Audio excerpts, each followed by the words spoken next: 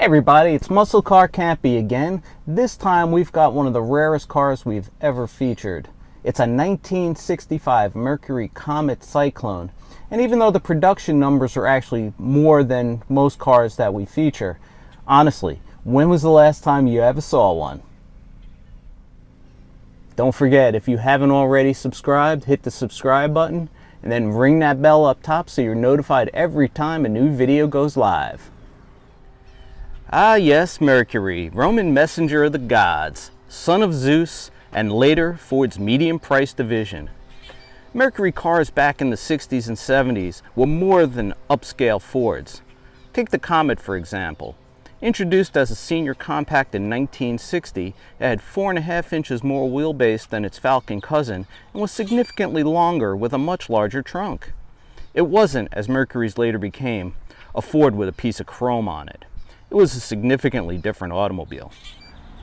In the early days, Mercury promoted the Comet through durability and economy runs. They had to prove that the little smaller Mercury could be just as reliable as its big cousins.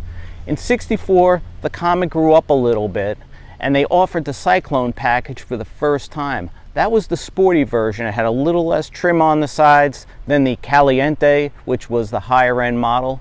More importantly, legendary names like Ronnie Sox and Dino Don Nicholson started racing these cars, and they did really well. My name is Blevins Hensley, down in Winter Haven, Florida, originally from Harrison, Ohio.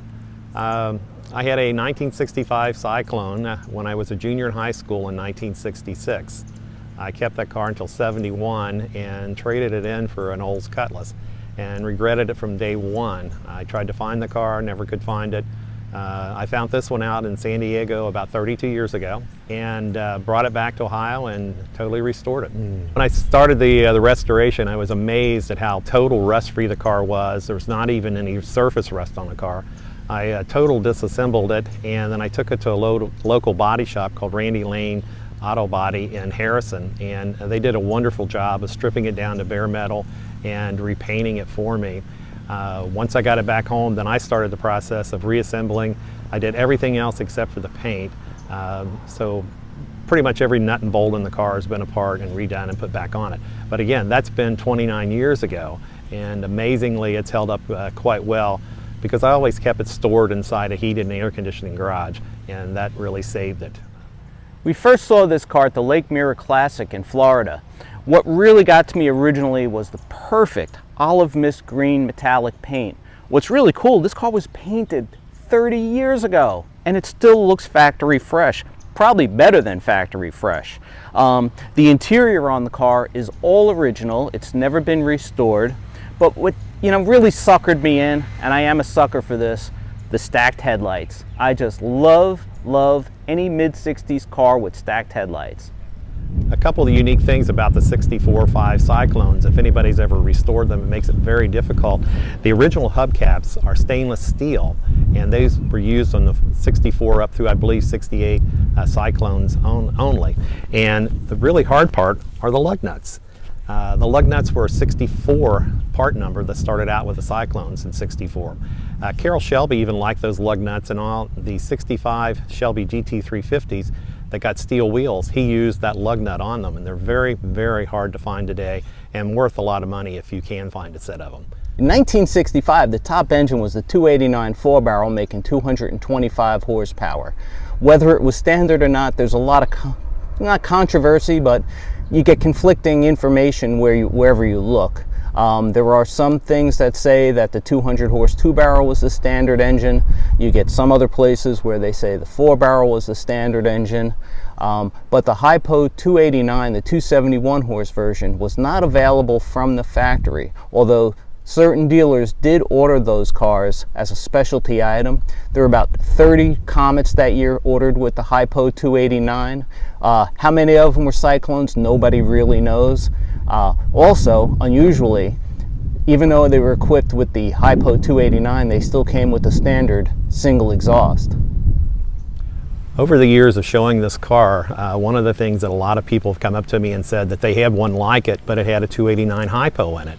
Ford did not offer a 289 Hypo in the '65 Comet Cyclone. What they did do about 30 of them were produced for dealers as special orders. So there are some of them out there. And the only way that you can truly tell them is they're still an A-code car, but from the factory with the hypo, the shock tower supports were bolted in like the Mustangs. It had a top loader 4-speed instead of a Borg Warner, and then it also had a 9-inch rear end underneath of it instead of an 8, and that was the only way. To truly tell a hypo, you must have the build sheet, and at the bottom of it will say special high performance engine. You know, not the most powerful car in the world, but it does have the optional 4-speed transmission. This really cool 3-spoke steering wheel was standard on the Cyclone, as was this nice big console. The gauges were standard equipment as well. You had real gauges, you have the optional gauges on top. You've got the tachometer, the vacuum gauge, and the clock. This is the AM/FM radio with the stereosonic reverb speaker. You gotta love that. Also has emergency flashers, and here's also the trash receptacle I spoke of earlier. And as we used to call them when we were teenagers, got the big beer cooler vents to keep you comfortable on the side under the dashboard. You open a big trap door and lots of fresh air came in through the cowl. One of the unique things about a 65 Cyclone, it's a very hard part to find, is this, what I call them the sergeant bars on the back of the car.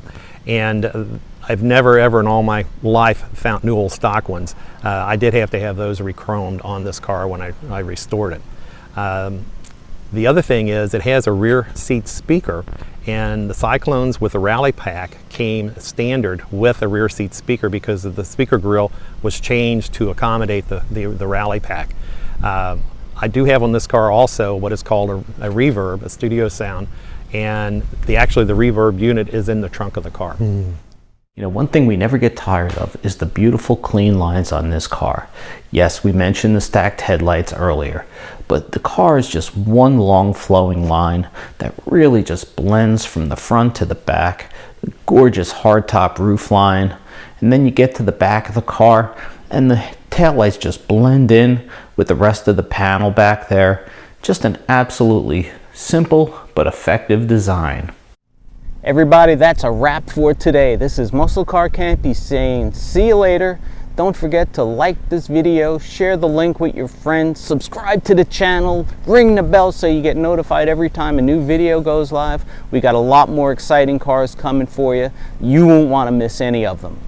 Take care now.